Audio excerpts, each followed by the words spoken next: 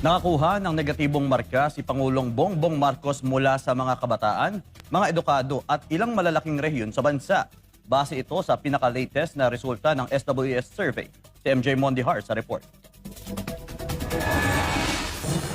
Sa March 2026 survey ng SWS, bumagsak sa negative 15 ang net satisfaction rating si Pangulong Marcos Jr. Sa kaparehong survey, mas kapansin-pansin ang malaking pagbaba ng satisfaction ratings ng Pangulo sa mga kabataan. Sa youth category o edad 18 hanggang 24 anyos, negative 17 ang net satisfaction rating ng Pangulo. 44% ng sektor ang dissatisfied sa performance nito. Sa intermediate youth o edad 25 hanggang 34 anyos, umabot sa negative 40 ang net satisfaction rating, habang 49% ang dissatisfied. Kapansin-pansin din ang pagbaba ng suporta sa Pangulo habang tumataas ang antas ng edukasyon ng mga respondents sa survey. Sa mga nakapagtapos ng junior high school at vocational courses, negative 21 ang net satisfaction rating ng Pangulo. Sa mga nakatapos sa senior high school at college, negative 19 naman ang score. Habang sa college at postgraduates, bumagsak sa negative 37 ang net satisfaction rating. Bukod dito, bumaba rin sa negative 40 ang net satisfaction rating ng Pangulo sa Mindanao mula sa negative 29 sa November 2025 survey ng SWS. Hindi rin nakaligtas ang Pangulo sa mababang marka mula sa mga residente ng National Capital Region o NCR. Bumagsak sa negative 31 ang net satisfaction rating niya sa Metro Manila kumpara sa negative 17 noong nakaraang taon. Nauna nang sinabi ng Malacanang na hindi nababahala ang Pangulo kahit negatibo ang resulta ng mga survey. Pero ayon kay dating Congressman Mike Defensor, nakababahala ang patuloy na pagbaba ng tiwala ng publiko sa Pangulo.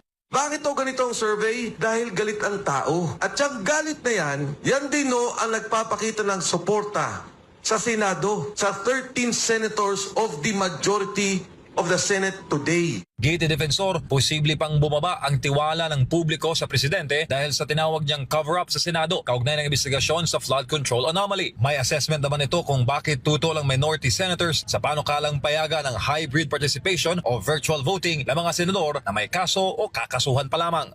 Sino-sinong gusto nilang kasuhan? Jinggoy Estrada, Chis Escudero, Joel Villanueva. May dalawang kaso sa ICC, Senator De La Rosa and Senator Bongo. Kasi pagka pumayag sa virtual voting, hindi nila makukuha ang liderato at matutuloy ang Blue Ribbon Committee hearing. Kahit na umaaresto yung limang yan, hindi nila ma-impeach si Vice President Inday Sara Duterte because they still need 16 votes. So no connection pag inaresto. But with a majority, they can now change the leadership of the Senate at kukunin ulit nila ang Blue Ribbon Committee hearing at patatahimikin ulit nila, hindi malalaman ng taong bayan ang katotohanan sa pagnanakaw sa ating bansa. Para sa Diyos at sa Pilipinas kung mahal, MJ Mondihar, SMNI News.